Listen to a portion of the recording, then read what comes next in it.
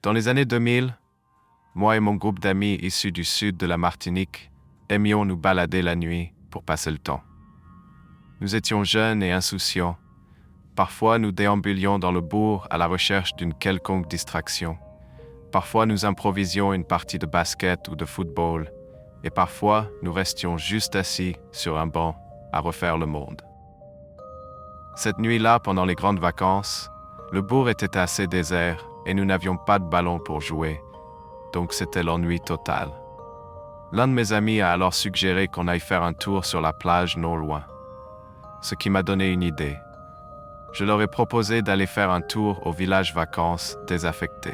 C'était un lieu autrefois très visité par les familles martiniquaises qui venaient passer leurs vacances près de la plage, mais qui avait fermé il y a plusieurs années et était depuis à l'abandon. Ils trouvèrent l'idée géniale, vu que cela nous donnait une occupation. Nous avons donc longé la plage qui était elle aussi vide, vu l'heure, afin de trouver le grillage qui délimitait le village vacances. Nous aurions pu passer par la route, mais la barrière était beaucoup plus haute par là, et les voitures pourraient nous voir et, qui sait, alerter les autorités. C'était une propriété privée après tout.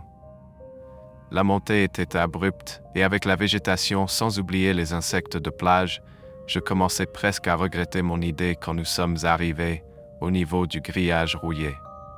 Il était un peu élevé, mais nous étions jeunes et athlétiques, donc nous sommes passés par-dessus en un clin d'œil.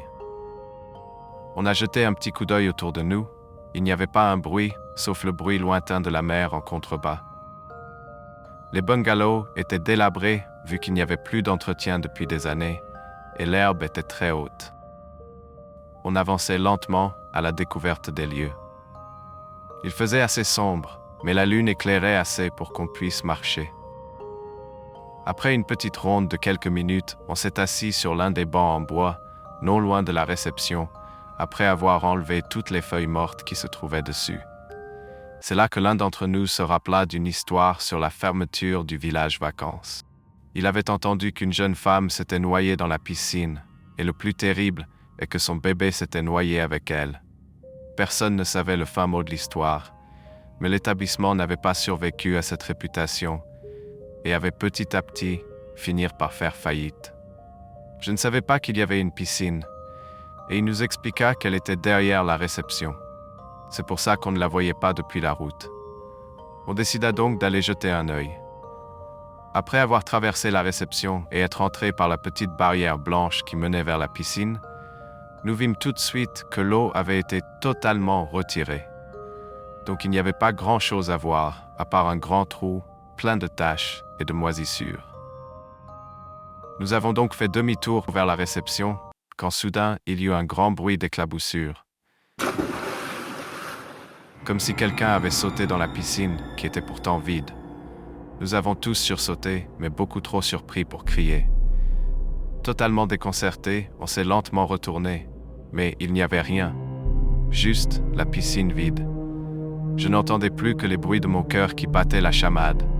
Était-ce une hallucination collective? Une branche était peut-être tombée au loin, et nous avions pris ce bruit pour quelqu'un qui tombait dans la piscine. Je soumis cette hypothèse au groupe, et tout le monde était d'accord avec moi. Nous avons même ri de bon cœur. Nous sommes accusés l'un l'autre d'être des poules mouillées en retournant vers la réception. En s'asseyant à nouveau sur le banc, quelque chose retint notre attention. Une lumière dans l'un des bungalows. Nous n'étions pas seuls dans le village. Ce n'était pas si surprenant. Quelqu'un avait pu avoir la même idée que nous. Peut-être même que beaucoup de gens venaient ici la nuit. L'un de nous proposa d'aller voir, et par peur d'être à nouveau traité de peureux, tout le monde accepta. Avec le recul, je peux avouer qu'avec le bruit qu'on avait entendu plus tôt, je n'étais pas très à l'aise avec l'idée d'aller dans le bungalow. Mais je ne voulais pas non plus rester seul. Et en plus, venir ici était mon idée. Plus on approchait, plus j'avais la chair de poule. La porte était entr'ouverte, donc nous sommes entrés. Le bungalow n'était pas très grand et nous avons pu constater que la lumière tremblotante venait de l'une des chambres.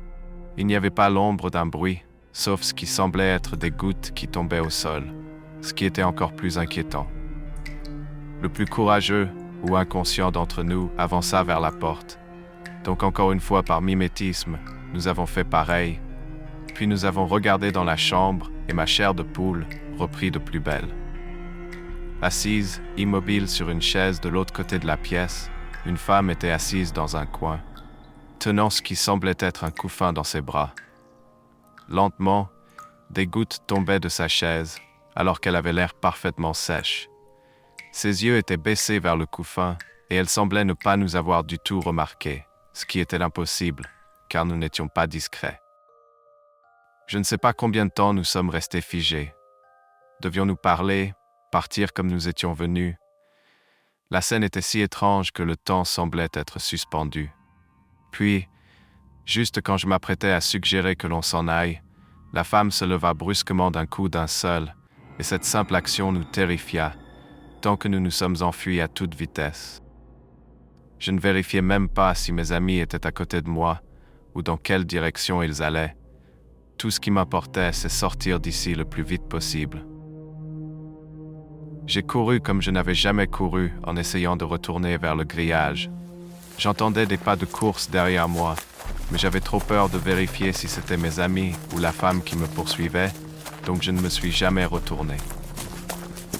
J'ai fini par atteindre le grillage, et sans aucune précaution, pour ne pas me blesser, j'ai commencé à l'escalader le plus vite possible. Et juste quand je l'avais presque franchi, j'ai senti une main glacée qui tenait mon talon. Et là, pour la première fois de la soirée, j'ai hurlé tout en donnant un coup de pied de toute ma force pour me dégager. Je suis tombé la tête la première, mais je n'ai même pas eu le temps de réfléchir à la douleur. Je m'étais déjà relevé pour dévaler la pente à toute vitesse.